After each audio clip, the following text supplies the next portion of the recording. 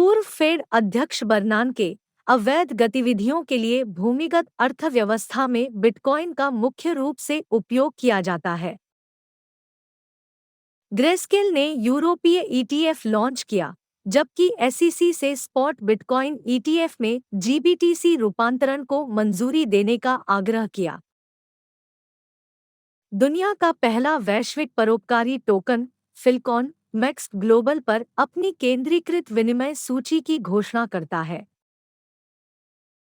डिसेंट्रवर्ल्ड ने उपयोगकर्ताओं को सीबीडीसीएस और गोपनीयता के आक्रमण से बचाने के लिए एक निजी और पूरी तरह से बेनामी ब्लॉकचेन बनाया। प्रीसेल में पहले से ही 1850 बीएनबी उठाया। किक आईओ विकसित हो रहा है, रोडमैप को करीब से देखना। आज क्रिप्टो स्पेस में शीर्ष 5 कहानियां हैं। वीडियो के अंत तक बने रहें ताकि आप कोई महत्वपूर्ण अपडेट मिस न करें।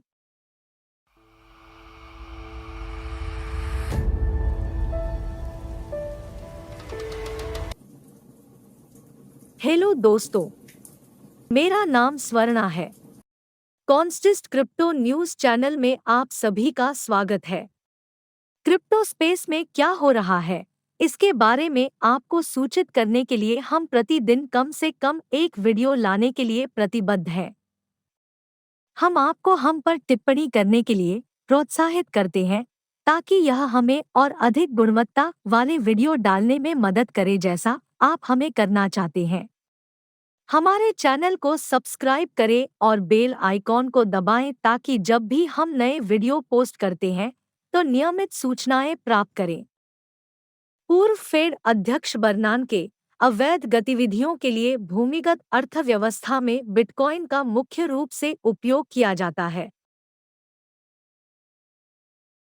बिटकॉइन और क्रिप्टोकरेंसी पर फेड के पूर्व अध्यक्ष बेन बर्नानके, फेडरल रिजर्व के पूर्व अध्यक्ष बेन बेर्नानके, वे एक सट्टा संपत्ति के रूप में सफल रहे हैं।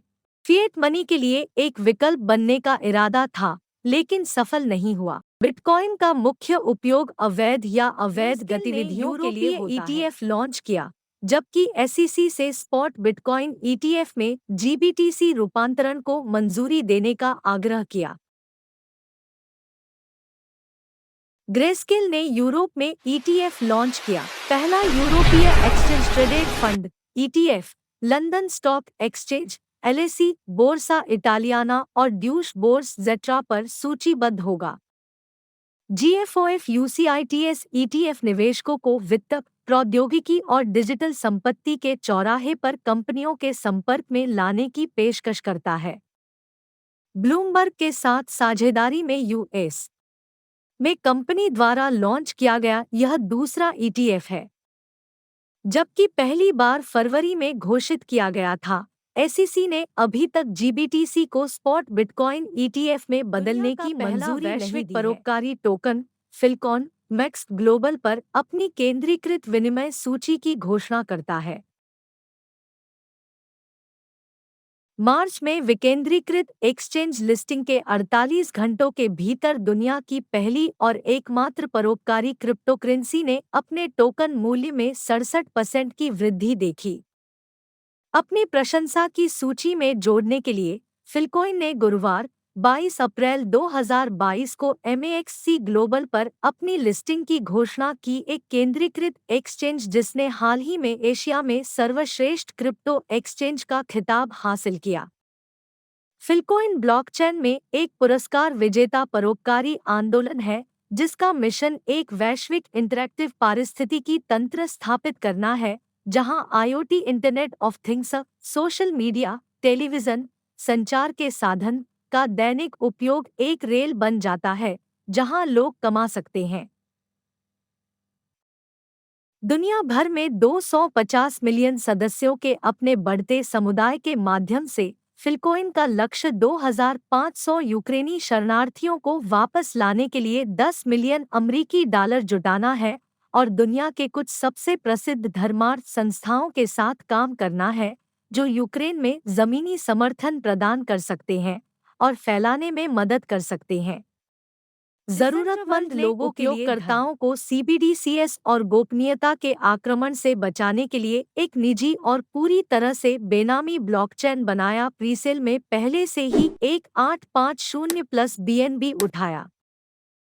डिसेंट्रवर्ल्ड की स्थापना 2021 में व्हाइटहेड डेवलपर्स द्वारा की गई थी, जो वित्तीय गोपनीयता और स्वतंत्रता में विश्वास करते हैं।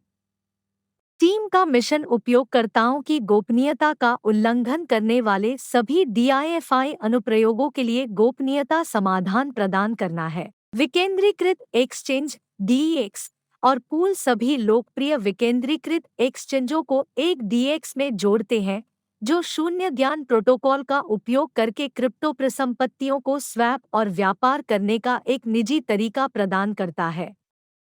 देवो टोकन के सभी धारक डिसेंट्रवर्ल्ड के गवर्नेंस पोर्टल तक पहुंच प्राप्त कर सकते हैं और उन प्रस्तावों पर वोट कर सकते हैं जो प्लेटफॉर्म के भविष्य को निर्धारित करेंगे। देवो के पास विभिन्न वित्तीय लाभ हैं जो डिफ़ॉल्ट रूप से अपने धारकों के लिए लाभदायक होने के लिए डिज़ाइन किए गए हैं। बिटकॉइन 14 द सापेक्ष शक्ति सूचकांक RSI 32.44 पर नजर रखने के साथ ओवरसोल्ड क्षेत्र में मूल्य मजबूती जारी है। यह 36.40 के प्रतिरोध स्तर से नीचे है, जो रविवार को आयोजित किया गया था, जिससे आज की बिकवाली हुई। एथेरियम दुनिया की दूसरी सबसे बड़ी क्रिप्टोकरेंसी भी सप्ताह के निचले स्तर पर शुरू हुई, हालांकि यह अधिकांश सत्रों के लिए $2000 के स्तर से ऊपर स्थिर करने में सक्षम थी। ETH/USD सोमवार को $2009 के निचले स्तर पर आ गया, जो कल के $2147.19 के शिखर से लगभग 3.27% कम है। BTC के समान आज की गिरावट ETH को अपने मूल्य तल के करीब $1950 के स्तर के करीब ले जा है। रोडमैप को करीब से देखना।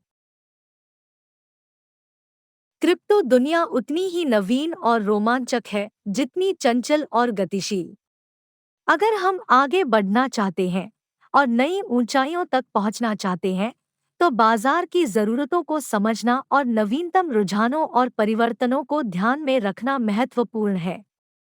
Kick.io की आगामी वर्ष के लिए बड़ी योजनाएं हैं और एक विशेष रूप से प्लेटफॉर्म और उपयोगकर्ताओं दोनों के लिए एक महत्वपूर्ण परिवर्तन करेगा।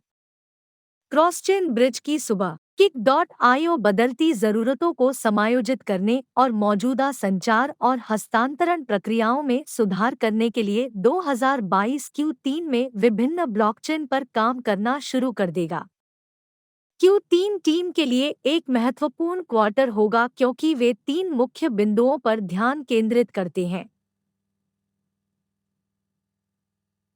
UX UI अपडेट, एक नया 5 टियर एंडोर्समेंट सिस्टम, एक केंद्रीकृत एक्सचेंज में किक टोकन की सूची बनाना, वेबसाइट अपडेट, मंच विकेंद्रीकरण। 2023 की पहली तिमाही में कार्डानो लाइट DX का कार्यान्वयन। विकेंद्रीकृत व्यापार के हल्के संस्करण के लॉन्च के साथ लोग टोकन का व्यापार करने में सक्षम होंगे।